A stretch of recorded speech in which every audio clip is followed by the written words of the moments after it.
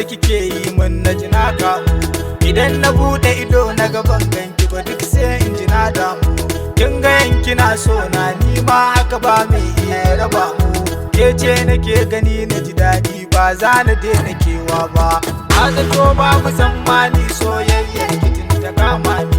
Kin shige kwakwalwa ta ko yaushe ke nake tunani. Ni tunanin kishi yake mun daɗi wata ran ya sani rudani. Karkice da ni kin fasa dan ba za na jura rabuwa.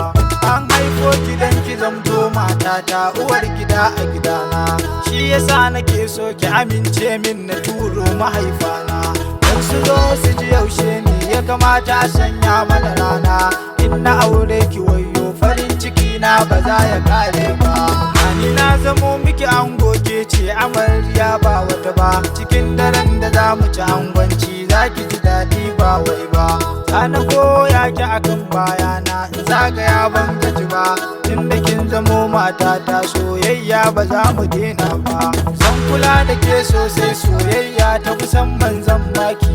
Ke amanar ki aka ban dole na kare mutuncinki. Na yi alkawari ba shakka zan ringa kwana a ɗakinki. Na rufe batun ƙarin aure daga ke ba za na ƙara ba. So nake kawai ki amince ni dinnan zan bawanki. Ko ina idan za ki a mota na rantse zan tuka ki. Faruwa na da kace na ce na mutane ni zan wake ki. Tunda kin zamo matata har abada ba za mu rabe ba. Kowa ya san kina da kyau natsuwarki ita ce ta burge ni. Kin iya taku ɗaya bayan ɗaya wayyo Allah wayyo ni. In kika yi dariya ni sai in ji kin ƙara burge ni. Gaskiya nake so na gaya miki kin san ba za na boye ba. Dan halittar ki ya kai in ce kina kama da ulul aini. Bakin ki yayi kyau aka fiskar ki duk cikin ki ba muni. Na aminta ke ce kyakkyawar karshe a wanga zamani. Mata da kansu suka ce kamar ki ba za a ƙara samu ba.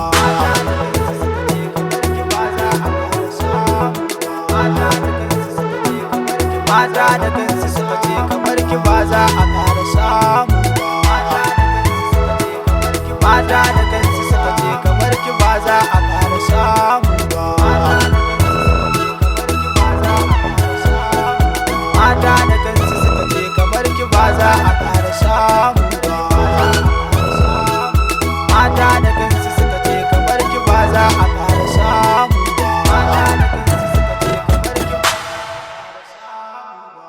Afnan Mix.